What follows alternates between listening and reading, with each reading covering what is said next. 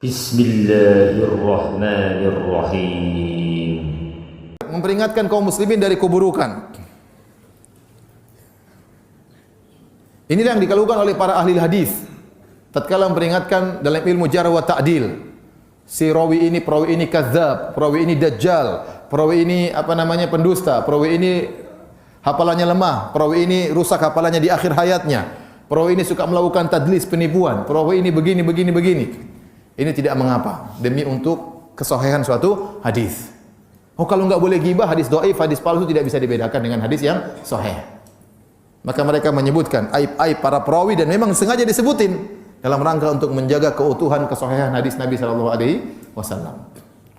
Ini juga dilakukan oleh para ulama tatkala membantah ahlul bidah. Mereka sebutkan kesatannya begini. Tidak mengapa sebutin kesalahan demi untuk menjaga agama agar orang tidak terpedaya dengan perkataan dia. Ya. Namanya memperingatkan. Dari Muawiyah radhiyallahu anhu, dari Fatimah bintu Qais radhiyallahu taala anha, ya. Fatimah bintu Qais ini dilamar oleh dua orang, satu Muawiyah, satu Abu Jaham.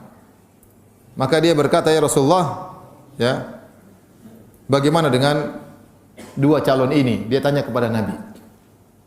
Maka Nabi SAW peringatkan, kata Nabi SAW, "Wa amma Muawiyah fasu'lukun la malalahu." Adapun Muawiyah miskin, tidak punya harta. "Wa amma Abu Jaham fala yada'ul asa an atiqihi." Adapun Abu Jaham selalu meletakkan tongkat di pundaknya. Maksudnya dharrabun linisa, tukang pukul istri. Jangan nikahi dua-duanya. Ingkahi Usama, nikah saja dengan siapa? Usama bin Zaid radhiyallahu taala anhu, ya. Jadi Nabi menyebutkan aibnya Muawiyah. Kata Nabi miskin. Ini aib atau bukan? Nabi menggibah Muawiyah. Nabi menggibah juga Abu Jam. Kata Nabi, Abu Jam suka mukul istrinya. Tapi dalam rangka kemaslahatan. Tidak ada masalah. Memperingatkan dua orang ini jangan nikah saja dengan yang lain. Akhirnya nikah dengan Usama bin Zaid. Padahal disebutkan Usama orangnya hitam. Dari sisi fisik maksudnya mungkin tidak sebagaimana Muawiyah dan Abu Jam. Tapi alhamdulillah dia bahagia dengan menjalankan wasiat Nabi sallallahu alaihi wasallam. Jadi maksud saya Nabi menyebutkan aib Muawiyah dan aib Abu Jaham berkaitan dengan kemaslahatan siapa? Fatimah binti Qais. Ini Nabi bergibah dalam rangka kemaslahatan satu orang. Bagaimana lagi tentang kemaslahatan umat? Enggak ada masalah, kita dari dulu para ulama sudah membantah kesalahan-kesalahan.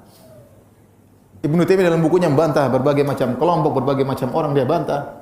Sebutin namanya dia bantah karena kesalahan. Kalau tidak dibantah, orang tidak tahu kesalahan tersebut. Ya. Tentunya bantah dengan adab, dengan aturan bantah yang benar, yang kosong dari cacian dan makian. Ya. Bantah yang sewajarnya, bantah yang terkadang kita lihat kesalahan, kalau kita tak bantah, gimana kita takut ditanya oleh Allah kenapa engkau tidak luruskan? Kita khawatir juga. Tapi kalau kita bantah, banyak yang ngapa. Tuduh macam-macam lah, tuduh inilah, tuduh anulah, dituduh ghibah lah. Ya ini ghibah tapi wajib. Kita bilang ini ghibah tapi apa? Wajib ya. Tapi itu urusan seorang ustaz dengan Allah Subhanahu wa taala. Apakah dia membantah dalam rangka untuk menghina atau dalam rangka untuk menjelaskan kebenaran, urusan dia dengan Allah Subhanahu wa taala. Kalau dia mau mau selamat ya sudah, enggak usah bantah-bantah, dia santai saja. Tidak perlu bantah-bantah daripada dicela orang, tapi dia bertanggung jawab di hadapan Allah. Itu kesalahan, kenapa tidak dibenarkan? Kenapa tidak bernahi mungkar? Jadi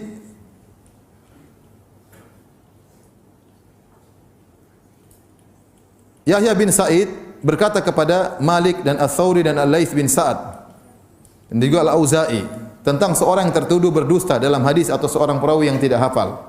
Mereka berkata, "Bayyin amrahu," jelaskan perkaranya, jelasin pada umat perkaranya.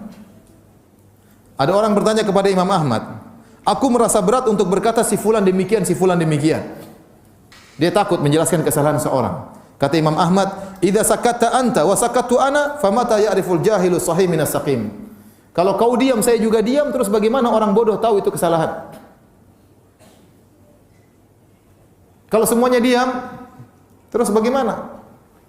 Kalau semua kesalahan didiamkan, Yang beribadah dengan bid'ah, yang beribadah dengan joget-joget tidak ada yang bantah, yang berbicara tentang akidah ngawur tidak ada yang bantah, terus bagaimana masyarakat?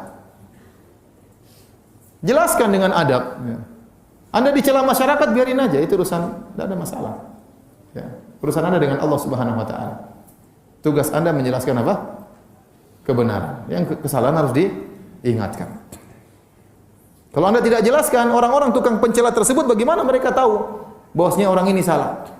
Dan subhanallah, terkadang kita menjelaskan kesalahan, orang-orang itu celah kita, tidak ada masalah. Yang penting dia tahu itu salah. Paham? Yang penting mereka yang tukang celah tadi tahu ini kesalahan, berarti tujuan kita tercapai. Meskipun kita jadi korban misalnya dimaki-maki oleh mereka, tidak ada masalah. Yang penting mereka tahu ini apa? Kesalahan, tidak di. Alhamdulillahi Rabbil Alamin.